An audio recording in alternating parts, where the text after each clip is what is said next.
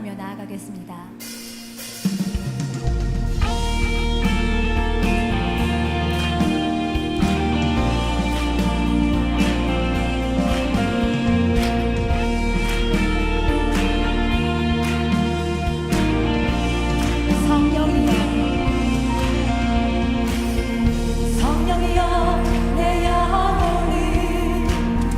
충만케 하소서. 내 속에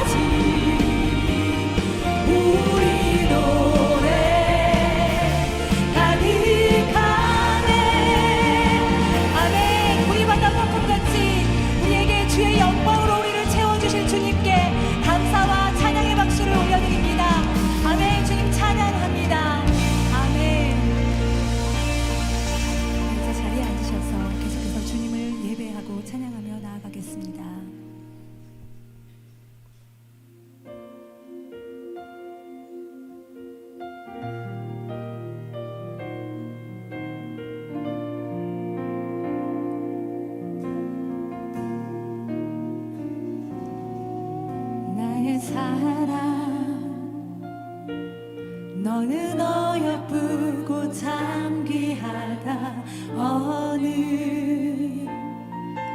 보석보다 귀하다. 내가 사랑스럽지 않을 때 너를 온전히 사랑하고 너와 함께하려 내가 왔노라. 아멘. 주의 사랑, 주의 사랑, 이 사랑은 결코 변치 않아. 모든 계절 돌보시네. 푸른 마르고 꽃은 시들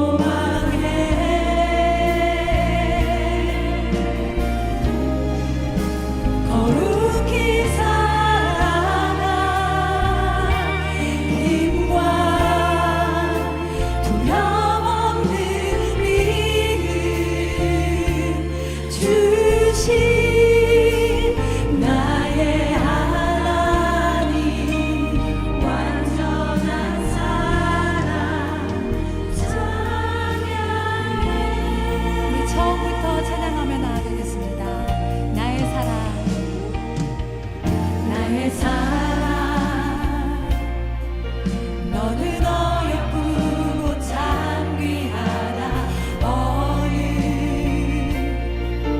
보석보다 귀하다 내가 사랑스럽지 않으래 너를 온전히 사랑하고 너와 함께하려 내가 왔노라.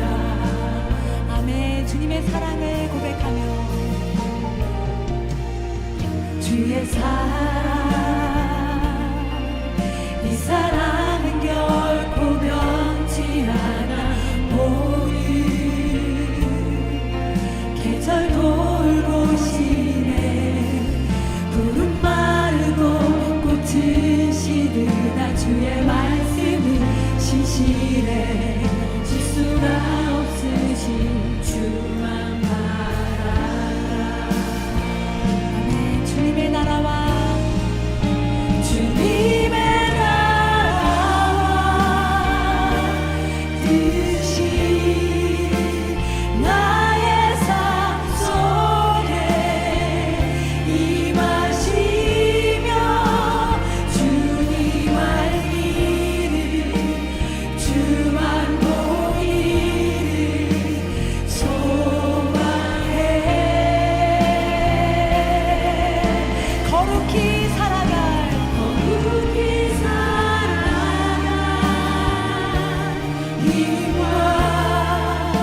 두려움없는 믿음 주신 나의 하나님 완전한 사랑 찬양해 거룩히 살아갈 힘과 거룩히 살아갈 힘과 두려움없는 믿음 주신 나의 하나님 완전한 사랑 찬양해.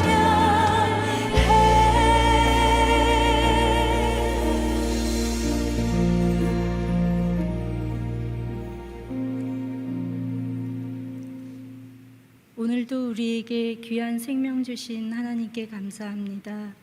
거룩하신 하나님 앞에 나와 영광으로 하나님을 찬송하며 예배하게 하시니 감사합니다.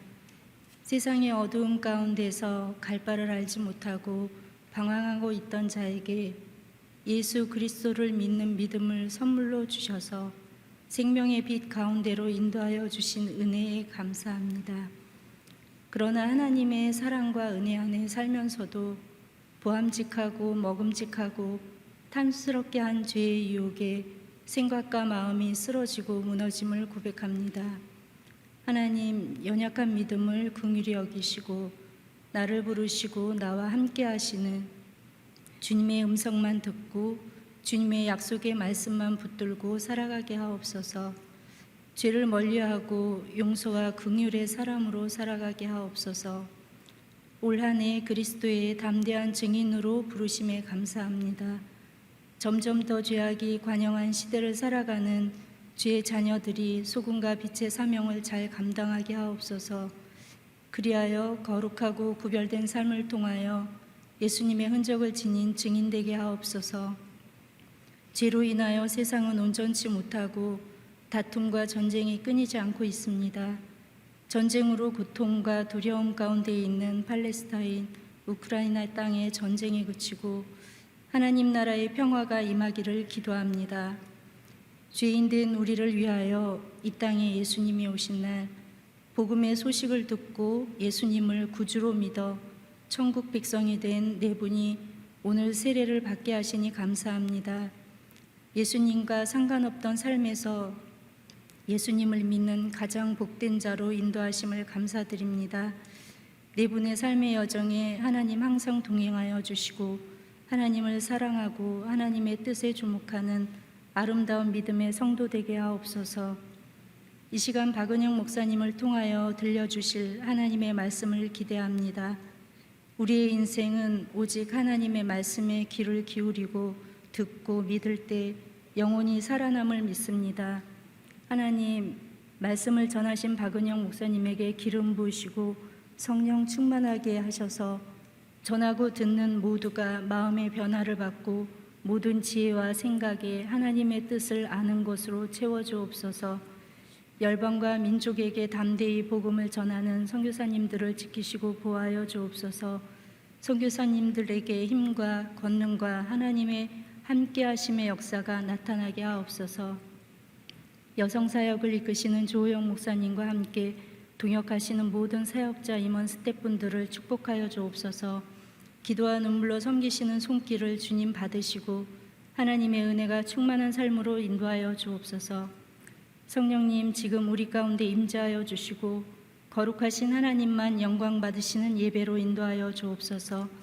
모든 것을 우리에게 주시되 생명까지 내어주신 예수님의 귀하신 이름으로 기도합니다. 아멘.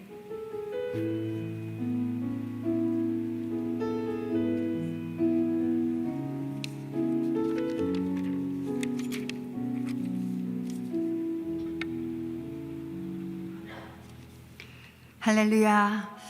예수님을 알 수도 없고 또 볼 수도 없었던 영적 맹인이었던 우리에게 믿음의 눈을 주셔서 이 자리에 예배자로 세우신 하나님의 은혜를 찬양합니다. 주님의 은혜로 오늘 수요 오전 여성 예배에 오신 여러분을 환영하고요. 특별히 영상으로 예배 드리시는 분들 가운데도 주님을 만나는 축복이 있기를 기도합니다. 오늘 수요 오전 여성 예배에 처음 나오신 분들 계신 것 같아요. 그분들을 저희가 축복하기를 원하는데 한번 용기 있게 일어나 주시면 저희가 축복하겠습니다. 여기 또 처음 오신 분들이 계시는 것 같은데요. 예, 또 처음 오신 분들 여기도 서 주시고요. 예, 저 뒤에도 계셨고요. 환영합니다. 저 뒤에도 계시고요. 환영합니다. 네, 저쪽 뒤에도 계십니다.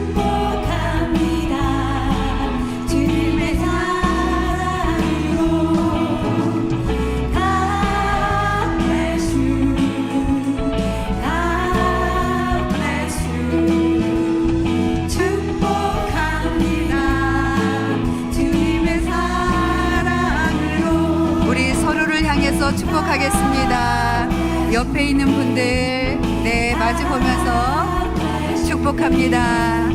축복합니다. 주님의 사랑으로. 예, 환영하고 축복합니다. 주님이 기뻐하시는 일평생의 예배자 되시기를 축복합니다. 예, 오늘은 특별히요, 세례식이 있는 날입니다. 여러분들이 잘 아시는 것처럼 지난해 12월 3주 동안 저희가 사랑하는 가족과 이웃들에게 가장 귀한 선물인 예수 그리스도를 전하는 크리스마스 포유를 진행했는데요.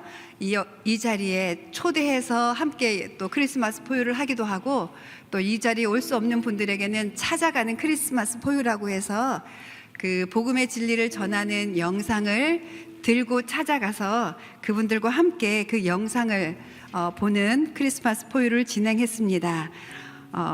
이번에 30명이 참여하셨고요. 그 중에 15명이 예수님을 믿겠습니다 결신하셨고요. 그 가운데 오늘 4분이 오늘 세례를 받게 되었습니다. 특별히 오늘 올라오시면 됩니다. 다들 올라오시면 되고요.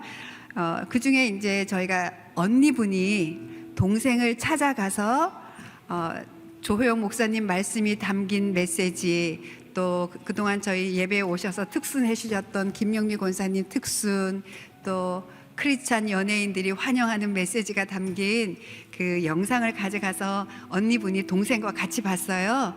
그때 동생분이 마음을 활짝 열고 이제 예수님을 더 확실히 믿고 세례를 받겠다 이렇게 결심하신 분이 계세요. 그래서 전형록 성도님께서 간증해 주시고, 또 이어서 조호영 목사님께서 세례 예식 진행해 주시겠습니다.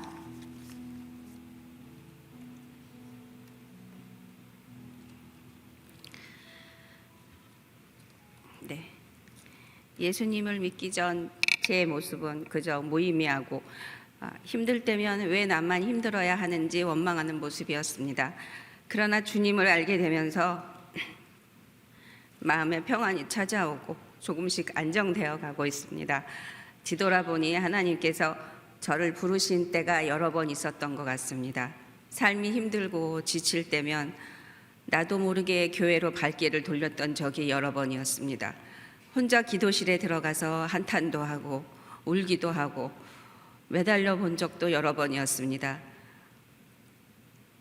의지하고 싶은 마음이 분명히 있었는데 하나님께서 제 옆에 계셨지만 저는 제 서러움에 하소연만 하다 돌아오곤 한 것 같습니다. 언니가 전하여 준 크리스마스 포유 영상을 보면서 저를 위한 말씀에 깜짝 놀랐습니다. 목사님의 따뜻한 음성에 얼마나 눈물이 났는지, 그렇게 하염없이 눈물이 났던 것은 모든 말씀이 저를 향한 말씀 같았기 때문입니다. 저를 이렇게 세례교육에 참석할 수 있게 해준 우리 둘째 언니 전영희 권사님, 고된 시집살이와 수많은 역경을 이겨내고 이제는 형부와 함께 주말을 지키고 함께 예배를 드리는 모습이 부럽고, 하나님을 만나면서 변화된 모습에 감사하고, 어떤 방법인지는 모르겠지만 하나님께서 귀하게 쓰실 준비를 하고 계신 것 같아 흐뭇합니다. 언니의 삶과 믿음을 닮아보려 부족한 동생도 노력하고 있다고 전하고 싶습니다.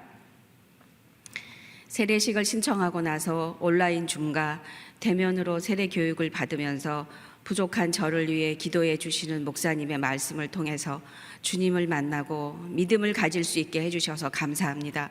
그동안 나의 신앙생활은 교회 예배 참석이 대부분이었다면 세례를 통하여 더욱 주님께 가까이 가고 의지하며 살 것을 고백합니다. 앞으로의 삶이 힘들고 고통스러울지라도 주님이 늘 곁에 함께 하심을 믿습니다. 시편 말씀을 읽으면서 잊지 않고 그때그때 매 순간마다 모든 일에 감사할 수 있는 마음 주신 것에 감사드립니다. 정말 예수님이 내 옆에 늘 계시다는 말씀을 굳건히 붙잡고 살아가려 합니다. 신한 공동체 안에 있으면 흐트러지지 않고 나약하지 않게 굳건히 붙잡아 주실 거라 믿으며 오늘도 현장에서 열심히 일하고 있습니다. 중보 기도의 힘이 무엇보다 크다는 것을 배워가고 있습니다. 딸아이가 그러더군요. 힘든 우리 엄마를 위해 공동체에서 수많은 기도를 해주었다고 그렇게 얘기를 하더군요. 저도 열심히 다른 사람을 돌아볼 수 있는 여유를 느껴보고 싶습니다. 삶이 다하는 순간까지 저보다 약한 사람을 위해 기도하고 선한 행동을 더욱더 많이 할 수 있기를 기도합니다. 여기까지 이끌어주신 하나님 아버지께 감사를 드립니다.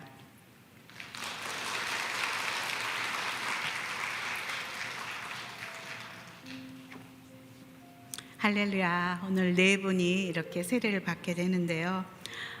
우리 목사님들 저와 이렇게 함께 세례 교육을 했습니다. 근데 그 시간이 정말 저희에게 은혜가 되는 정말 기적의 시간이었어요. 사실 저도 안 믿다가 이렇게 믿는 기적을 경험했지만 꽤 오래돼가지고 맞아 하나님의 은혜가 아니고서는 이런 믿음의 고백을 할 수가 없구나, 그런 새롭게 저희들도 경험하는 귀한 시간이었습니다. 우리 자매님 외에 세 분도 동일한 놀라운 그런 간증들이 주님 앞에 이렇게 서기까지 있다는 것이 너무나 놀랍고 감사합니다. 오늘 네 분의 세례를 베풀게 됨을 하나님께 정말 감사드리면서요, 우리 네 분에게 한번 성인 세례를 위해서 제가 질문하도록 하겠습니다. 자, 다 오른손을 들고 저가 물을 때에 크게 아멘으로 답해 주십시오. 여러분은 예수 그리스도를 구주로 고백하며 그 은혜 안에서 말씀을 따라 순종하며 살기로 서약합니까? 아멘. 한번 크게 해볼까요? 아멘. 예. 여러분은 삼위일체 하나님을 믿으며 거룩한 공교회와 성도의 교제와 죄를 용서받는 것과 몸의 부활과 영생을 믿습니까? 아멘. 여러분은 그리스도의 몸된 지체로서 사단의 권세와 유혹을 거부하고 세상 속에서 하나님 나라의 일꾼으로 살아가기로 서약합니까? 아멘. 예, 다 서약하셨습니다. 이제 내 영혼이 은총 입어 함께 찬양하면서 세례식을 거행하도록 하겠습니다.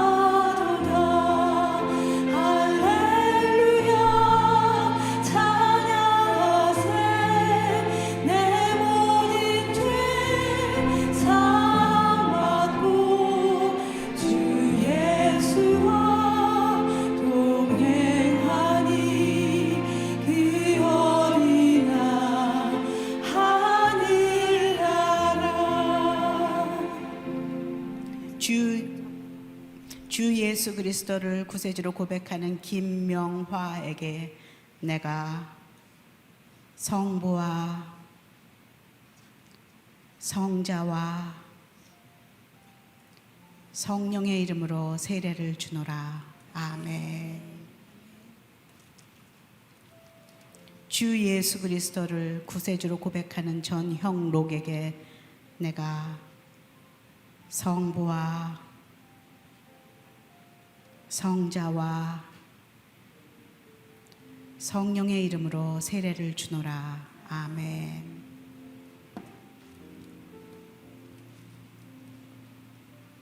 주 예수 그리스도를 구세주로 고백하는 류효선에게 내가 성부와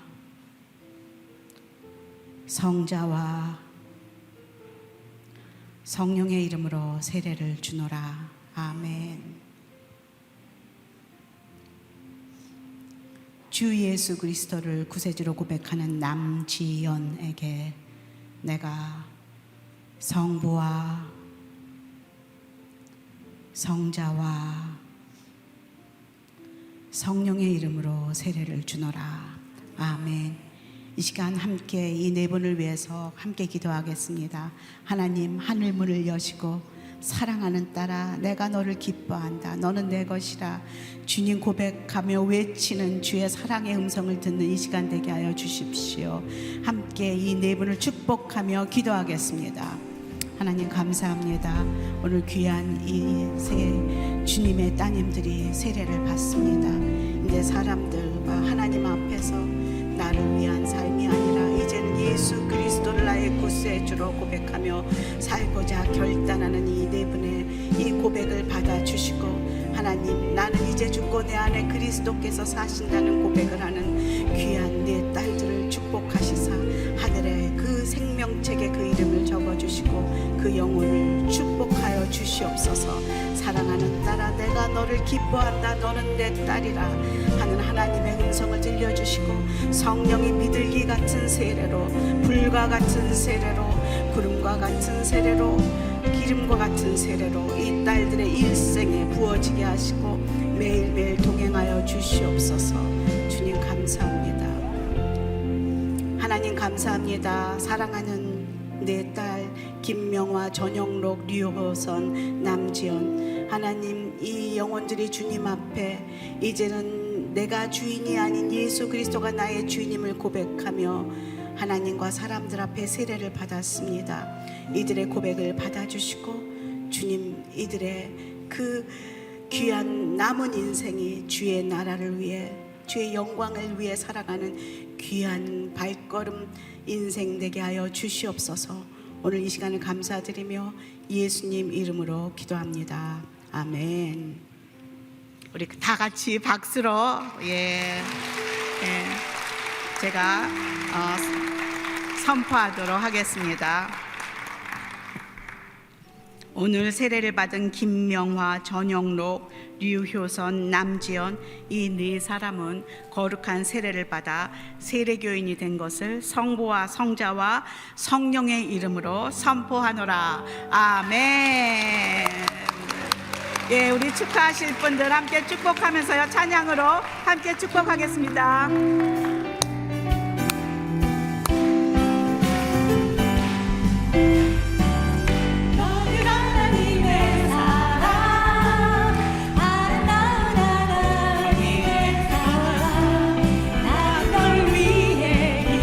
축복합니다. 우리 서로 좀 안아주시고요.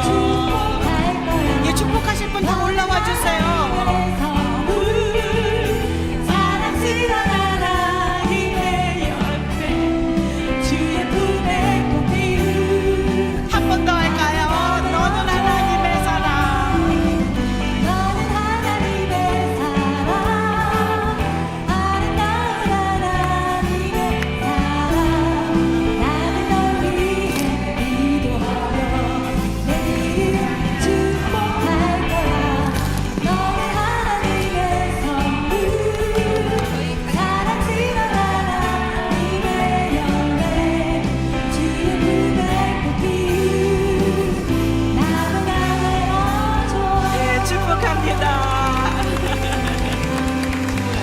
내려가셔도 되겠습니다.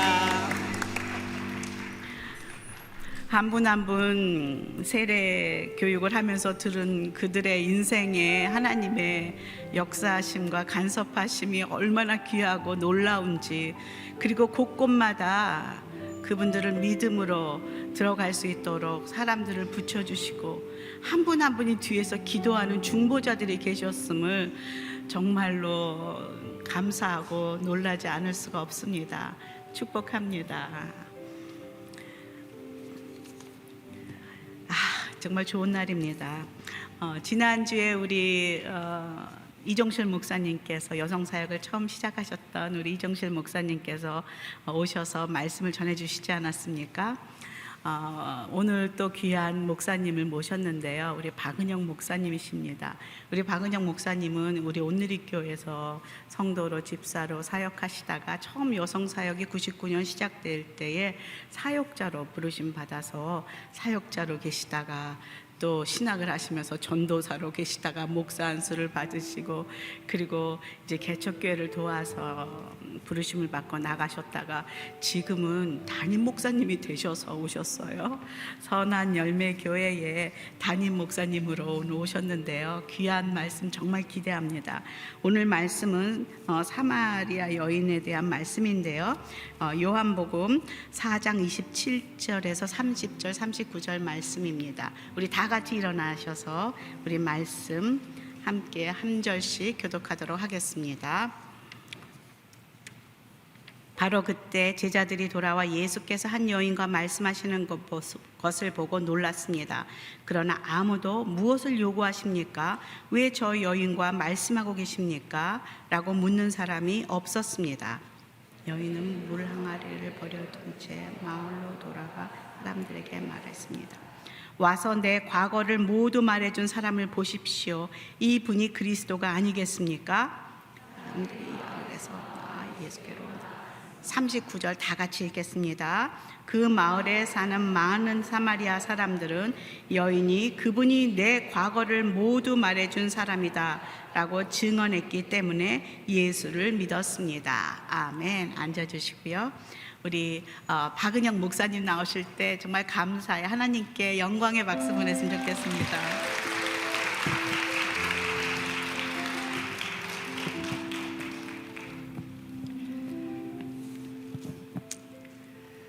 반갑습니다. 저는 모태 신앙이었지만 제가 제 일생에서 가장 잘한 일은 제가 예수님을 개인적으로 만난 사건이라고 생각을 합니다.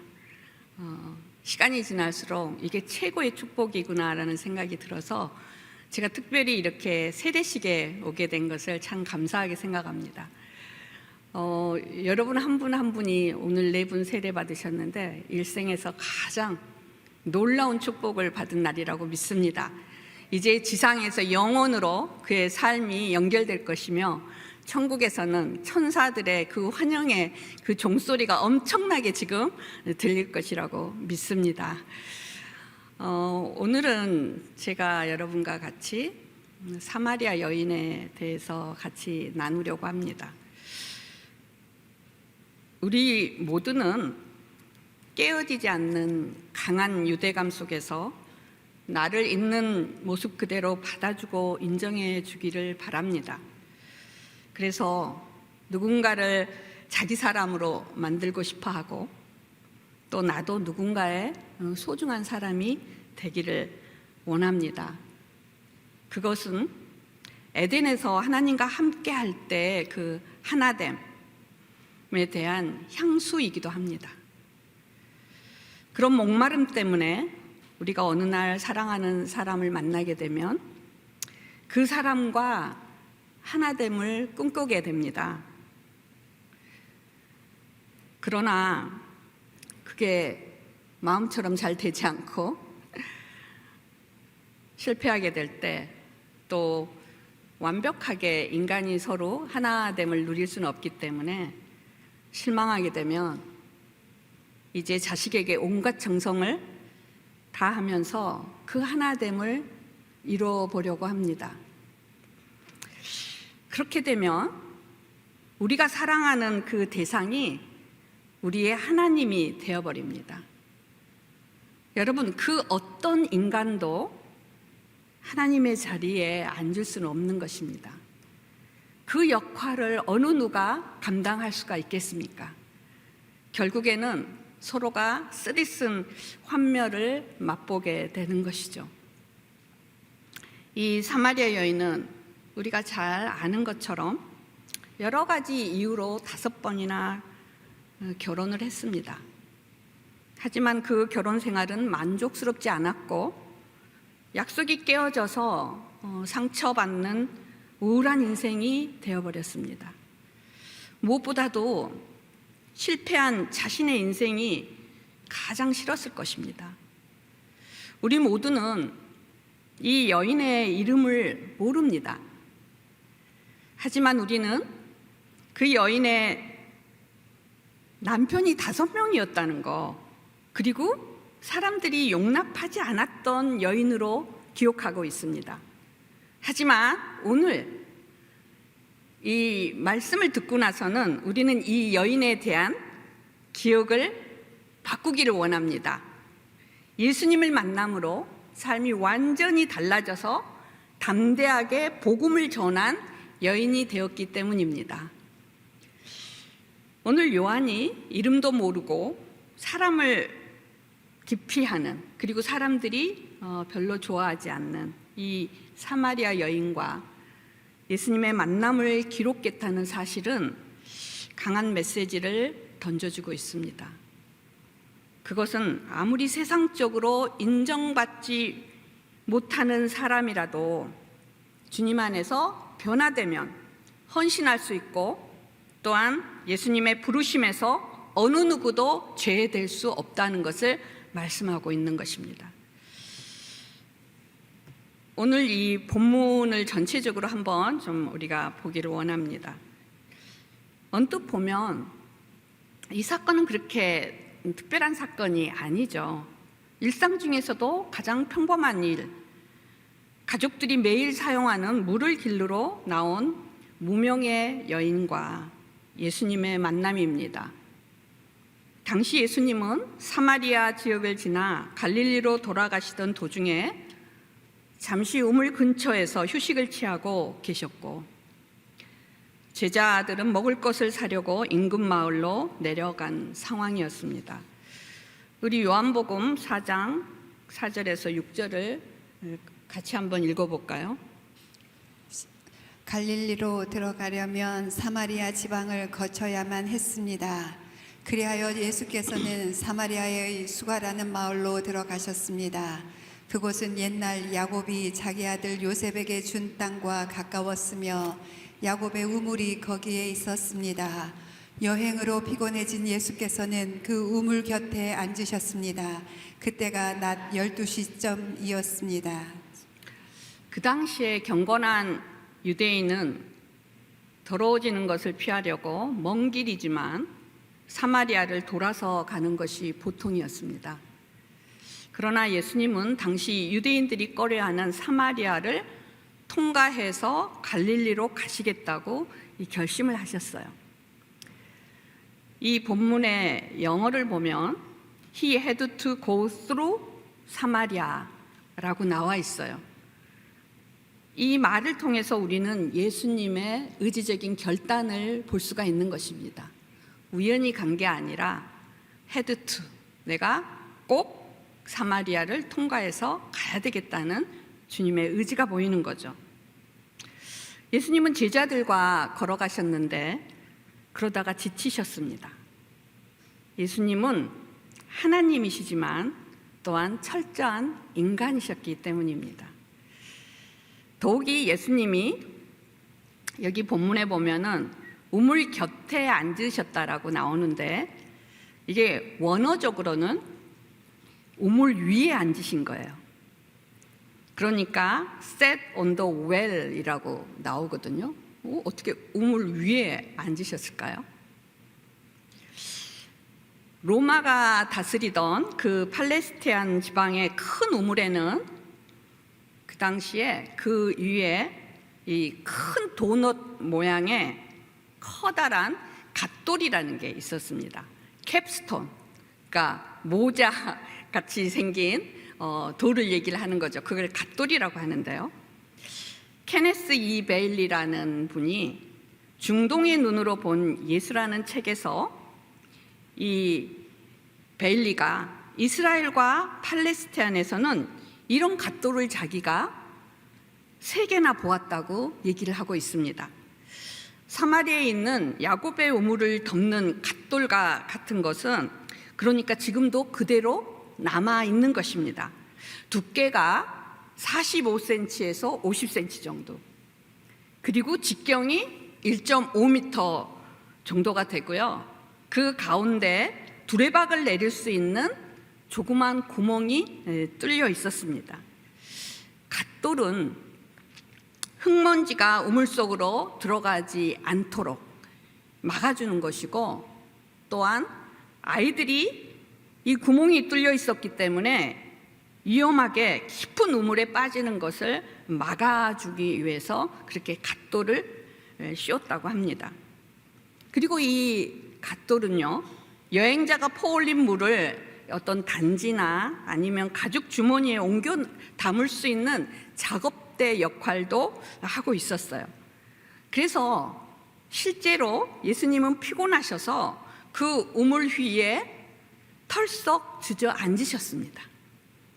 이 단순한 행동이 예수님과 사마리아 여인이 나누는 대화의 물꼬를 열게 되었다는 것이죠. 이 중동 마을에서는 여자들이 여러분이 다 아는 것처럼 한낮의 열기를 피해서 이른 아침 아니면 해지기 직전에 마을 우물에 물을 기르러 옵니다. 그리고 여자들은 혼자 다니지 않아요.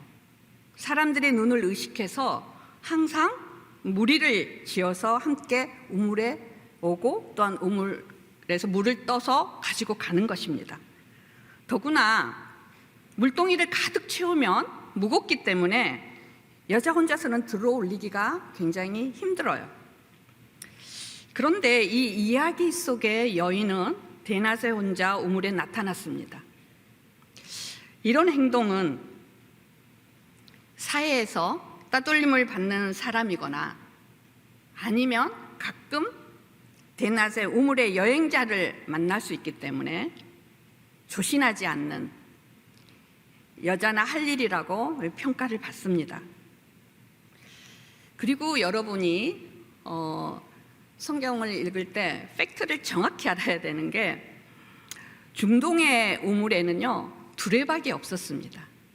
그러니까 우리가 예수님이 어떤 여인을 만나서 그 여인이 물을 줬다 그러면 우리는 옛날에 버드나무가의 우물에서 어떤 여인이 물을 주면서 버드나무 잎을 이렇게 떨어주면 훅 불어서 먹는 우리 어떤 문화적인 것을 생각하게 되는 거죠.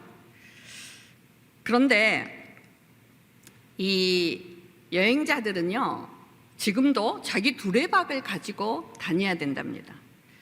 그래서 지금도 이 분이 얘기하기를 시리아 알레포 실내시장에 가면 이런 두레박을 살 수 있다고 합니다.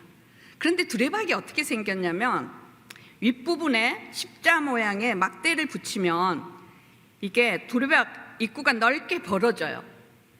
그래서 두레박에서 그 두레박으로 우물물을 가득 퍼올릴 수가 있는 거죠. 쫙 펴면.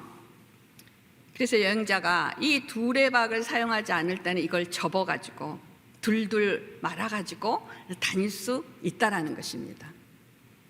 자, 본문은 예수님과 제자들이 이런 두레박을 갖고 있었다라고 가정을 할 수가 있어요. 그러나 제자들은 두레박을 가지고 성 안으로 들어간 것 같아요. 예수님이 피곤하시고 목이 마르셨으면 얼마든지 자신이 사용할 수 있도록 제자들에게 두레박 놔두고 가라 라고 말할 수가 있는 상황이었어요. 그러나 예수님은 계획이 있었습니다. 예수님은 일부러 두레박도 없이 우물 위에 앉아 계셨어요. 이를 통해 그는 꼭 필요한 그 도구를 가지고 있는 사람의 도움을 받아야 될 처지가 되었다는 것입니다. 여자가 다가왔습니다. 자, 이런 상황에서 예수님이 여자를 보자마자 적어도 6m 정도의 거리를 두고 물러나서 여자에게 우물에 다가와도 안전하다라는 것을 보여주어야 이 당대 문화에 비추어서 흠이 없는 정중한 일이었습니다. 그런데 예수님은 여자가 다가와도 꼼짝하지 않으셨습니다. 어쨌든 여자가 우물에 다가가기로 결정을 합니다. 그러자 놀라운 일이 일어나는 거예요. 예수님이 물을 좀 달라고 요구를 하시는 것입니다. 자, 예수님의 이 요구를 통해서 우리는 굉장히 특별한 점 4가지를 발견할 수가 있는 거예요. 첫 번째는 예수님은 특별히 사람이 살지도 않고 아무 증인도 없는 곳에서 사마리아 여인에게 말을 건넴으로써 사회 금기를 깨트려 버렸습니다. 두 번째는 예수님은 유대인과 사마리아인 사이에 500년 묵은 적대감을 무시하셨다는 것입니다. 세 번째는 이 극적인 행위가 굉장히 깊은 선교 신학이 들어있다라는 것이에요. 예수님은 여자의 도움을 필요로 하는 처지로 철저히 자신을 낮춘 것입니다. 예수님이 이 여자와 대화를 시작을 할 때 이 여인에게 메시지가 필요하다고 설명하지 않으시는 거죠. 그래서 자기가 주도권을 가지고 당신은 메시지가 필요하다라고 말씀하시지 않았다는 거예요. 오히려 예수님의 첫 마디는 나는 지쳤고 도움이 필요합니다. 날 좀 도와줄 수 있겠소라고 예수님이 말씀하셨다는 것이죠.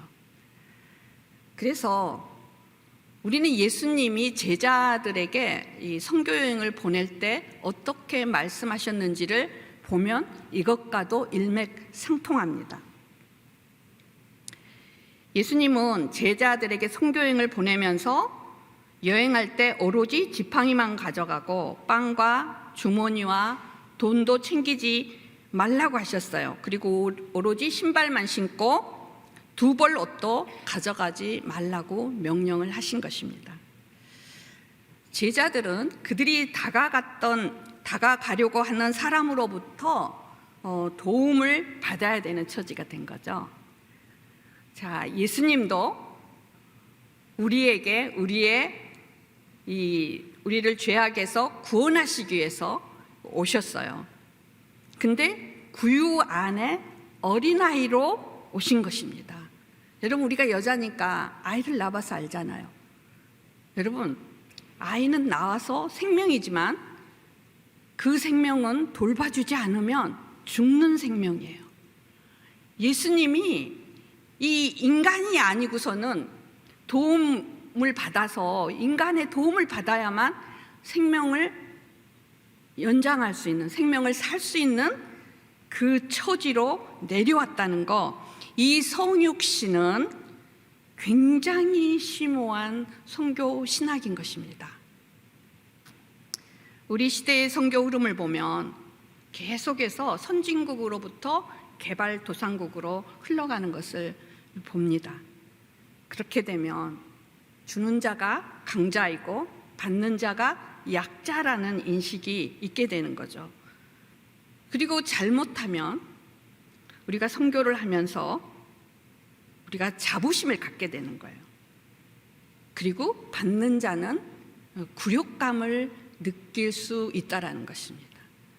그래서 우리가 말씀을 전하고 전도를 하고 또한 누구를 도울 때도 내 입장이 아니라 받는 사람이 어떤 입장이 될까를 배려하는 거, 이것이 바로 예수님이 우리에게 가르치고자 하는 마음이라는 생각이 듭니다. 네 번째는 예수님은 여성의 자아 가치를 높여주셨습니다. 강자만이 다른 이에게 베풀 수 있다는 것이 그 당시 로마의 시대 정신이었어요. 그래서 로마는 굉장히 강력한 힘을 숭상하는 나라였습니다. 예수님은 그러나 여자가 베풀 수 있는 것으로 자신을 도와달라고 요청하셔서 그 여성을 돕는 위치에 서게 하셨다는 것입니다. 우선 이 사마리아 여인은 한 유대인 남자가 여자인 자기에게 말을 걸어오는 것에 굉장히 놀랄 수밖에 없었습니다. 그리고 이 남자가 정말로 자신의 그 부정한 가죽 두레박으로 물을 마시고 싶어 한다는 사실에 또 한 번 충격을 받게 된 것입니다. 요한은 그래서 유대인과 사마리아인이 그릇을 함께 쓰지 않았다고 설명하고 있습니다. 자, 우리가 이 사마리아 여인과 예수님의 만남에서 왜 예수님은 거창한 어떤 유대인들도 아니고 이 사마리아 여인에게 예배에 대한 말씀을 하셨을까? 그것을 한번 좀 나눠보려고 합니다. 이것의 초점은 뭐냐면 진정한 예배는 십자가에서부터 시작된다는 것입니다. 아브라함은 여러분이 다 아는 것처럼 온 가족이 뿌리 내리고 살던 그 갈대아 우르에서 친척과 아버지의 집을 떠나서 내가 네게 보여줄 땅으로 가라는 하나님의 명령을 듣고 그 음성에 순종해서 가나안에 왔습니다.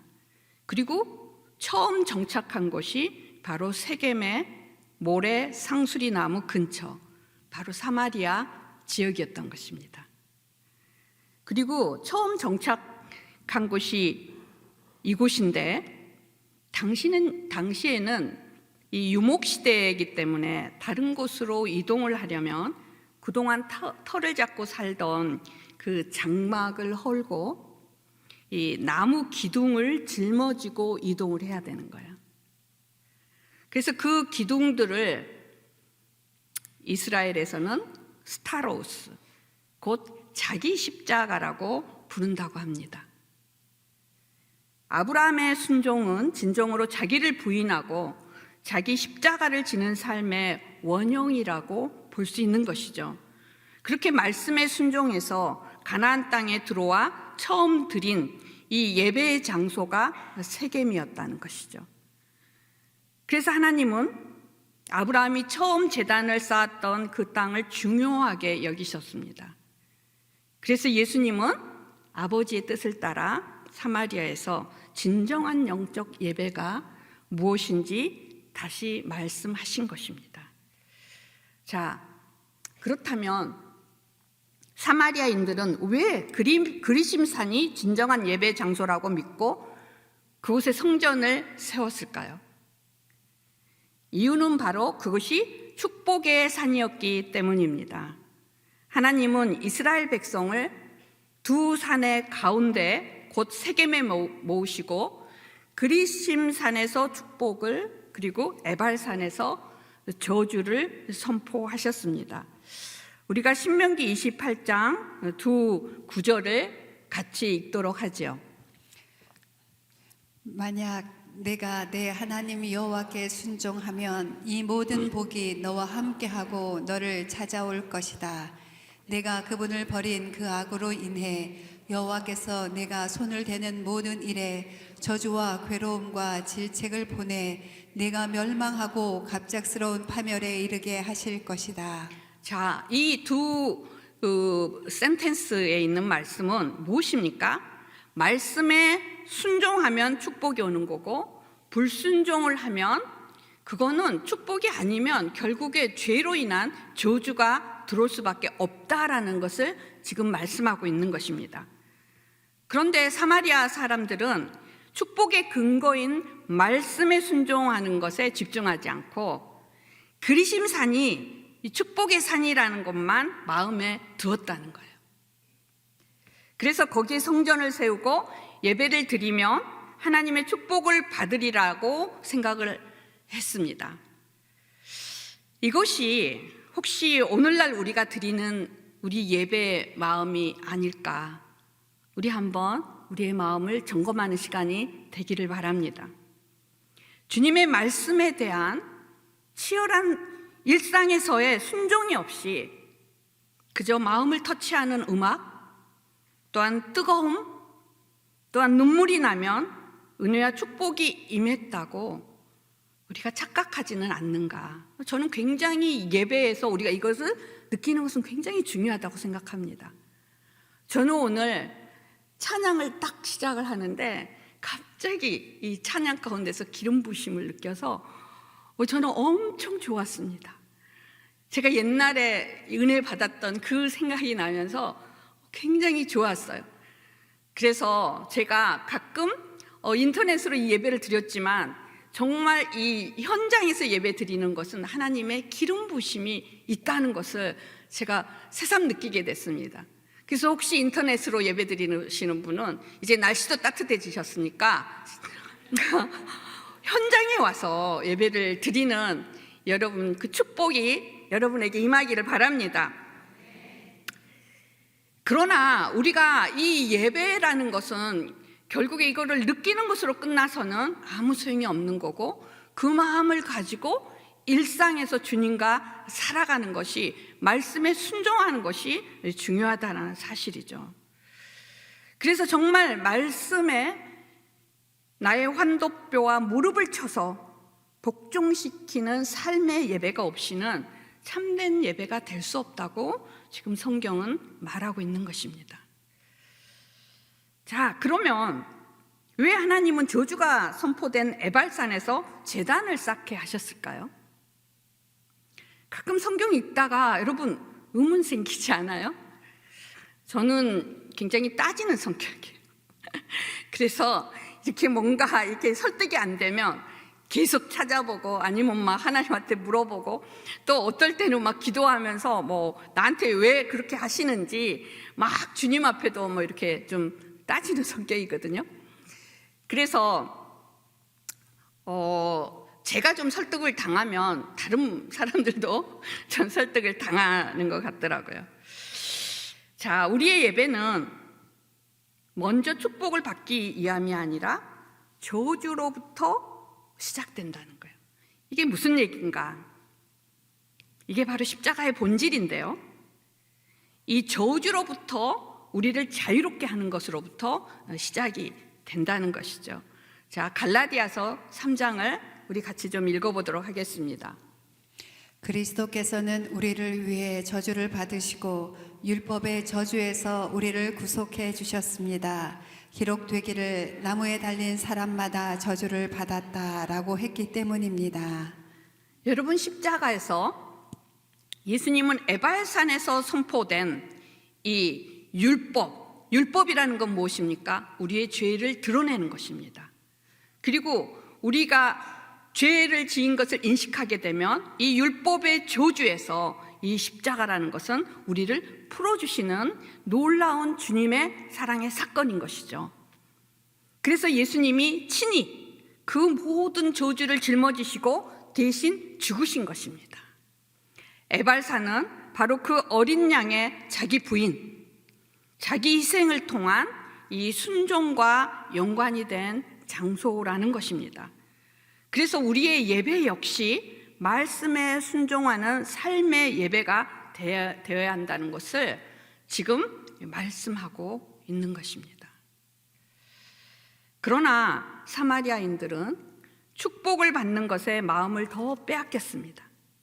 당연히 예루살렘 성전에서 예배하던 유대인들은 그리심산 성전을 멸시하고 자기들이 예배하는 이 장소가 진정한 성전이라고 주장을 했습니다. 물론 예루살렘 성전도 아브라함의 순종의 예배가 있었던 것이죠. 바로 그 예배가 이루어진 장소가 모리아산이었고 그곳에 성전이 지어진 것이죠. 그래서 바로 어린 양의 예표, 또한 자기를 철저히 부인하는 순종이 있었던 이 예배, 그 예배를 받으신 곳이 바로 예루살렘 또한 성전입니다. 그래서 예수님은 이렇게 얘기를 하시는 거예요. 여인아 나를 믿어라. 이제 이 산도 아니고 예루살렘도 아닌 곳에서 아버지께 예배를 드릴 때가 올 것이다 라고 말씀을 하신 것입니다. 그것은 아브라함이 순종한 것처럼 또 주님이 친히 자신을 드리는 것처럼 자기를 부인하고 진정으로 하나님 아버지의 말씀에 순종하는 삶의 예배가 진정한 예배라는 것을 말씀하고 있는 것이죠. 그래서 주님은 이렇게 선포하고 있습니다. 이제 참되게 예배하는 사람들이 영과 진리로 아버지께 예배드릴 때가 오는데 지금이 바로 그때다. 아버지께서는 이렇게 예배드리는 사람을 찾고 계신다라고 말씀하셨습니다. 사마리아 여인은 예수님과 대화하면서 내가 그리스도라고 말씀하시는 예수님을 만나자 그가 바로 메시아시구나, 그리스도심을 깨닫게 됐습니다. 그 순간 환경은 변하지 않고 그대로인데 그 여인의 마음속에 엄청난 변화가 일어났어요. 여러분, 사람은요 그리스도를 만나면 변합니다. 변하지 않으면 이상한 거예요. 한결같으면 그건 이상한 것입니다. 정말 주님을 만났다면 여러분 삶은 변화가 돼야 돼요. 또한 생명의 씨앗이 심겨졌다면 여러분 식물은 자라지 않습니까? 그거는 자연스러운 일이에요. 그래서 우리가 정말 말씀을 붙잡고 살아낸다면 우리는 어제보다는 오늘보다는 내일 좋아질 것을 믿습니다. 자, 이 여인이 이렇게 얘기를 해요. 이 여인에 대해서 이렇게 얘기를 합니다. 여인은 물 항아리를 내버려 둔 채 마을로 돌아가 사람들에게 말했습니다. 와서 내 과거를 모두 말해준 사람을 보십시오. 이분이 그리스도가 아니겠습니까? 이렇게 담대하게 이 마을에 달려가서 이렇게 증인이 되는 것이에요. 자, 이 사마리아 여인에게 일어난 일을 세 가지로 우리가 좀 뽑아볼 수가 있을 것 같아요. 첫 번째는 여인이 물 항아리를 버려두고 급히 떠났다는 거예요. 자, 이 여인이 우물에 온 목적은 물이 필요해서였습니다. 그런데 우물가에서 예수님을 만난 후에 자신이 우물에 온 목적을 잊어버리고 그리고 물 항아리를 버려두고 곧장 마을로 뛰어갔다는 것이에요. 이 상황을 통해서 처음 예수님을 만난 사람들의 특징을 발견할 수가 있는 것입니다. 우리는 나름대로 인생의 목적을 가지고 살아갑니다. 그러다가 예수님을 만나면 전혀 다른, 눈에 보이지 않지만 이 모든 것을 잊게 한 그 영적 세계를 보게 되는 것이에요. 사마리아 여인은 물 항아리를 내버려 두고 지금까지 살아왔던 인생의 목적과 방향을 전면적으로 수정하게 된 것입니다. 또한 두 번째, 이 여인은 마을로 돌아가 사람들한테 자신이 만난 그리스도를 증거합니다. 여러분, 이 여인 아시죠? 평소에 동네 사람들 입에 오르내리는 거 엄청 싫어해서 항상 사람들을 피해 다니던 여자였어요. 근데 예수님을 만난 후 변화되어서 자기가 스스로 동네로 들어가서 그리스도를 만났다고 증거하면서 와서 예수님을 만나보라고 외칩니다. 여인은 외면하고 싶은 사람들에게 달려간 것이에요. 여러분, 예수님을 만나게 되면 평소 만나고 싶지 않았던 사람에게도 우리가 찾아가게 돼요. 그리고 우리가 절대 가고 싶지 않았던 곳, 그곳에도 가게 됩니다. 그래서 누가 얘기하지도 않았는데 막 선교사로 가게 되는 거예요. 놓고서. 세 번째는 메시아, 곧 오실 그 그리스도가 바로 예수님이라는 메시지를 정확히 전했다는 것입니다. 여러분, 유대의 지성인들이고 종교 지도자였던 바리새인들은 밥만 먹고 말씀을 연구했어요. 그럼 요즘 그래도 열심히 연구하는 사람은 목사잖아요. 그러니까 밥만 먹고 이 열심히 성경을 팠는데도 메시아를 만나지 못했습니다. 신학자가 목사나 신학자가 꼭 예수님을 만난다고 보장할 수가 없어요. 반면 이 사마리아 여인은 무식하고 천박하다고 사람들이 무시했지만 예수 그리스도를 만나서 이분이 메시아임을 확실히 알고 자기의 인생의 목적을 확실하게 붙잡게 됐다는 것입니다. 더 놀라운 사실은 이 여인이 전한 메시지 때문에 사람들이 마을에서 나와 예수님께로 나아갔다라는 사실이에요. 성경은 이걸 전하고 있는 것입니다. 이 얼마나 놀라운 일입니까? 여러분, 누가 이 여인의 말에 귀를 기울였던 적이 있습니까? 무시했던 여인이잖아요. 그런데 신기하게도 동네 사람들은 이 여인의 말을 듣고 마음이 움직이기 시작한 것입니다. 비록 보잘것없는 사람이라도 예수 그리스도를 만난 후에는 확신에 차고 또한 그 삶의 간증을 가지고 선포하게 되면 주위 사람들이 그 말을 듣고 따르게 된다는 거예요.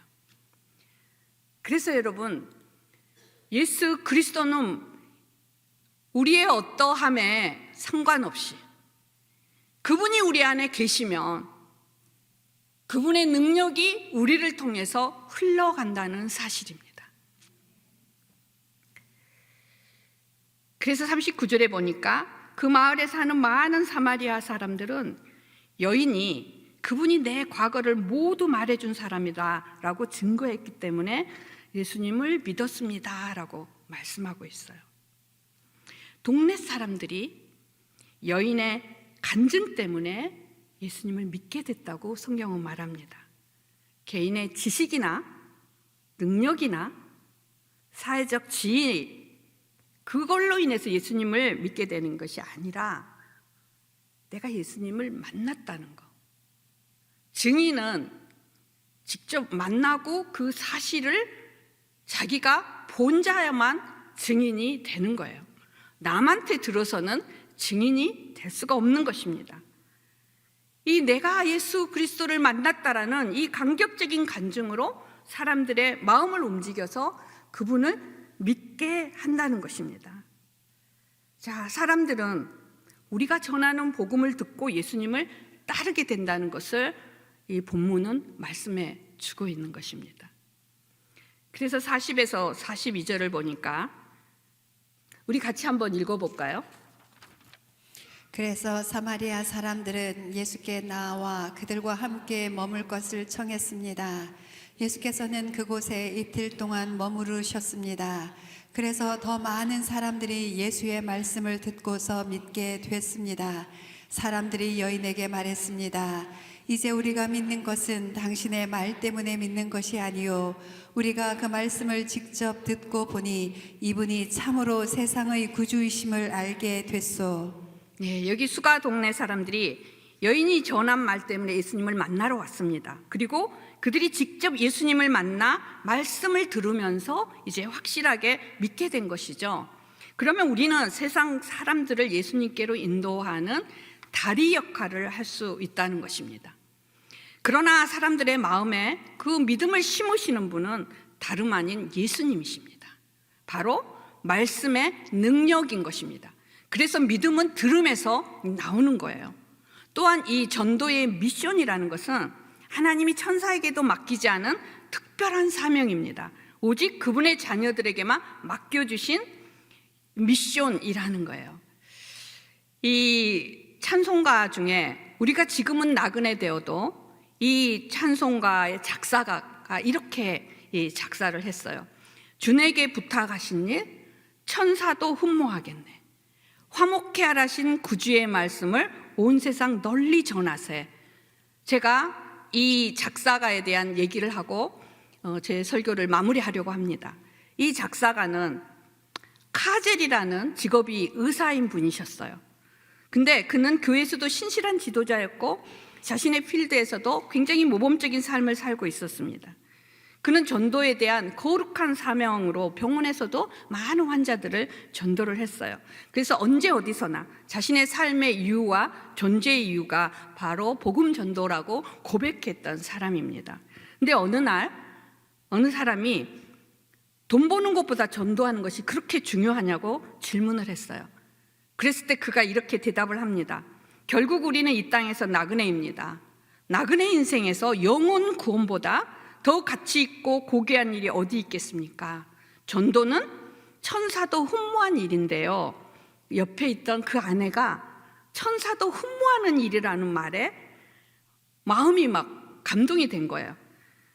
그래서 집에 돌아가고 남편에게 당신이 이 내용으로 작사를 하면 그 부인이 음악을 전공을 했는데 자기가 작곡을 하겠다고 얘기를 한 것입니다. 그래서 이 부부의 고백으로 찬송이 만들어졌는데 이게 우리가 지금은 나그네 되어야 돼요. 근데 나중에 카젤이 60세에 신학을 하고 목사가 됐어요. 근데 목사가 된 지 얼마 되지 않아서 그의 부인이 교통사고로 세상을 먼저 떠나게 됩니다. 그러자 사람들이 와서 위로를 하는데 그 위로를 받으며 슬픔 가운데서도 자기 부인의 말을 이렇게 전했습니다. 이 곡을 작곡하면서 나그네 인생길에서 행복한 전도자인 당신 곁에 머무는 것이 나의 행복이라고 그 부인이 얘기를 했어요. 그리고 혹시 자신이 먼저 이 세상을 떠나더라도 변함없이 하늘에서 응원하며 함께 복음의 증인이 될 것이라고 얘기를 했다는 거예요. 그 얘기를 사람들에게 하면서 아내 장례식에서 조문객들이 이 찬송을 불러줄 것을 요청했다고 합니다. 이 찬송에 이런 스토리가 있는 거예요. 여러분, 이 시간 우리가 사마리아 여인처럼 전도를 두려워하지 않는 담대함이 여러분에게 부어지기를 바랍니다. 세상 사람들에게 예수님을 소개하고 예수님을 데려오는 수고를 하기를 바랍니다. 사실 세상 사람들은 정말 예수님을 만나지 못했기 때문에 믿지 못하는 거예요. 그리고 믿지 못하기 때문에 영원한 생명을 얻지 못하는 것입니다. 여러분, 모든 세상에 있는 모든 것은 다 사라집니다. 그리고 이 땅도 무너질 때가 올 것입니다. 그러나 영원한 하나님 나라에 생명을 줄 수 있는 이 기회, 노아의 방주의 문이 열려있는 이 마지막 때 우리가 복음을 소개하는 거, 이 기회를 여러분 한 사람 한 사람이 놓치지 않기를 주의 이름으로 축원합니다. 우리 같이 좀 기도를 하기를 원합니다. 오늘 이 말씀 가운데 여러분 마음 가운데 하나님이 뭐라고 말씀을 하셨습니까? 저는 제 인생 가운데서 예수님을 만나지 못했다면 소망도 없고 허망한 인생이었다고 고백할 수밖에 없습니다. 예수님의 십자가의 죽음과 부활의 은혜로 영원한 생명을 주시니 감사하다라고 고백할 수밖에 없습니다. 하나님 아버지, 이 영원한 생명이 우리의 삶을 압도하게 하시고 다스리시며 세상을 이길 수 있는 능력이 되기를 원합니다. 하나님, 세상을 두려워하지 않게 하여 주시옵소서. 다시 한번 우리가 새로워지게 하여 주시기를 원합니다. 하나님 아버지여, 내 인생 가운데서 이 놀라운 복음을 나누는 증인의 삶을 살게 하여 주시옵소서. 결단하게 하여 주시옵소서. 우리 같이 통성으로 기도하겠습니다. 하나님 아버지, 주님, 이 세상은 하나님의 복음을 싫어합니다. 그러나 아버지, 우리가 그 세상의 소리에 우리가 귀를 열 게 아니라 하나님의 말씀에 우리의 귀를 열게 하여 주시옵소서. 그래서 하나님 아버지, 담대하게 우리가 주의 말씀을 전하는 자가 되기를 원합니다. 그것은 그 어떤 사람에게도 이 세계에서 가장 중요한 축복의 삶이기 때문입니다. 우리가 당당하게 하나님 주의 말씀을 전하게 하여 주시옵소서. 우리가 주님 안에서 새로워지기를 원합니다. 아버지 하나님, 그 증인의 삶을 노아의 방주가 열려있는 이 마지막 때 하나님은 그 기회를 놓치지 않게 하시고 우리가 하나님을 만났을 때 내가 너에게 준 기회를 어떻게 했느냐고 주님 앞에 우리가 계산해야 될 때가 있음을 주여 알게 하여 주시길 원합니다. 오 주님, 이 시간 성령님 임하여 주시옵소서. 주여 각 사람에게 성령 충만케 하여 주셔서 제 기름 부으심을 받고 주님 앞에 기도하며 주님 사랑하는 사람을 위해서 기도하며 주님이 주시는 그 용감함을 가지고 담대함을 가지고 입을 열게 하여 주시옵소서. 주님, 우리에게 담대한 믿음을 부어 주시옵소서. 주님, 우리를 도와 주시옵소서. 주님, 함께 하여 주시길 원합니다. 이번에는 이 9월에 열리는 로잔 대회를 위해서 기도하기를 원합니다. 오 하나님 아버지, 로잔 대회를 통해서 마지막 때 선교의 부흥의 역사를 준비하게 하여 주시옵소서. 여러 방식을 통해서 예수님을 전하되 영원히 구원받게 하여 주시고 영원한 생명으로 살아나는 마지막 주수의 부흥이 일어나게 하여 주시옵소서. 하나님 아버지, 이 로잔 대회의 주인은 하나님이심을 선포합니다. 모든 집회와 모임을 다스려 주시옵소서. 우리가 로잔 대회를 위해서 기도하기를 원합니다. 오 하나님 아버지, 주님, 이 우리가 한국에서 이 로잔 대회를 엽니다.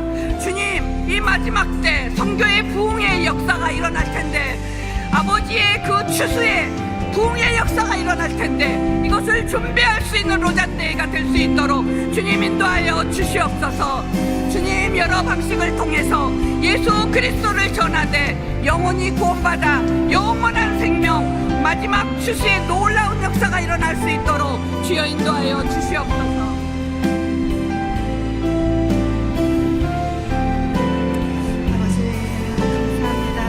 아버지, 특별히 한국교회가 로잔대회를 섬길 수 있는 기회를 주셨사오니 하나님, 우리가 강자로서가 아니라 정말 주님만을 의지하며 특별히 하나님 가장 낮은 자리에서 아버지 이 교회를 섬길 수 있도록 인도하여 주시옵소서. 하나님 감사합니다. 섬기시는 모든 분들을 주님께 올려드립니다. 진정으로 예수 그리스도를 본받아 섬길 수 있도록 주님 함께하여 주시옵소서.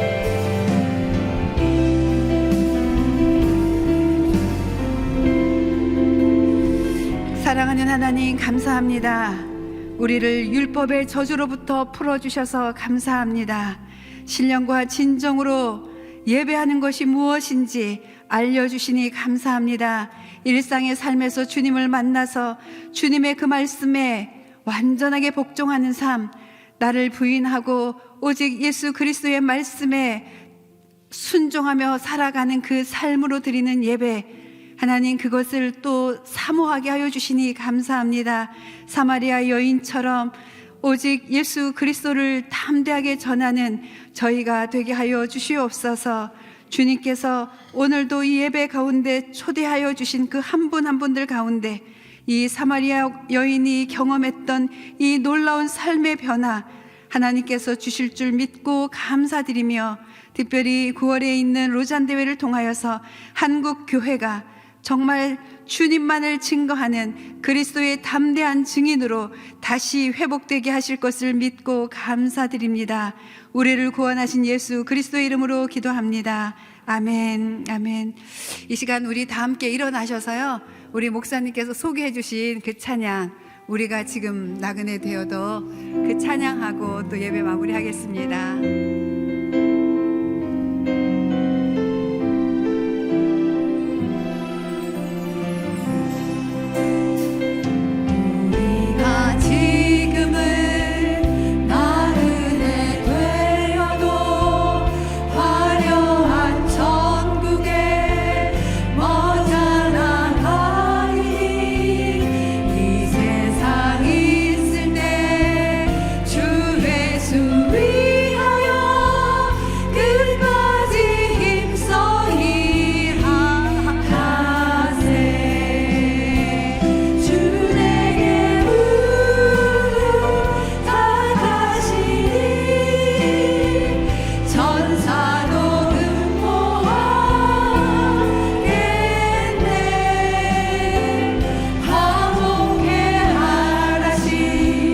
구주의 말씀을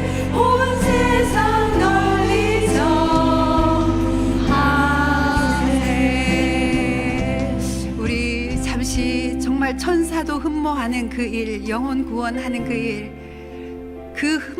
천사도 흠모하는 그 일을 먼저 우리 가족에게 주님 저희가 전하게 해주십시오. 조용히 주님 앞에 우리의 가족 한 사람 한 사람을 올려드리기를 원합니다. 특별히 아직 세례받지 못한 우리 가족들, 친구들, 지인들을 오늘 세례받는 모습 보았습니다. 예수님만이 나의 구주십니다 고백하며 이제 내 삶은 내가 주인이 아니라 주님만이 주인입니다. 이 믿음으로 세례받게 하여 주십시오. 천국에 가게 하여 주십시오. 잠시 기도하고 제가 마무리 기도하고 축도하겠습니다.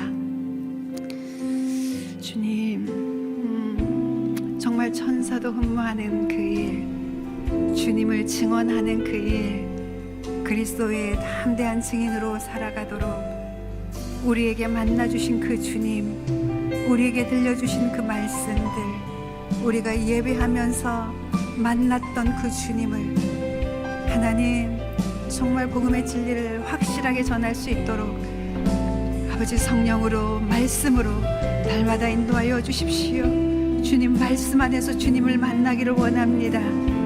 하나님, 우리가 가정에서 일하면서 주님을 만나기를 원합니다. 우리 가족들에게 주님을 증언하게 하여 주시옵소서. 오 주님, 우리의 가족들 가운데 아직 세례받지 못한 가족들을 주님께 올려드립니다. 그들도 이 사마리아 여인처럼 먼저 와서 부르시고 기다리시는 주님을 만나게 하여 주시옵소서. 우리의 남편을 올려드리고 우리의 부모님과 형제들을 올려드립니다. 주님, 저들도 주의 백성 되게 하여 주시고 그리스도의 담대한 증인 되게 하여 주시옵소서. 사랑하는 주님, 감사합니다. 천사도 흠모할 만한 그 일, 예수 그리스도를 증언하는 그 일, 그리하여 주님이 찾으시는 그 영혼들이 주님께 돌아와 주님을 기뻐하며 주님을 즐거워하며 주님의 말씀에 순종하며 주님을 삶으로 예배하는 그 일, 그 일이 먼저 우리 가정 가운데서 일어나기를 원하오니 주님 은혜 베풀어 주시옵소서. 주님이 먼저 오셔서 우리를 만나 주신 것처럼 그들도 만나 주시옵소서. 하나님, 한국교회에 있는 모든 여성들이 사마리아 여인처럼 주님을 만나게 하여 주시옵소서. 그 일을 이루도록 우리를 사용하여 주시옵소서.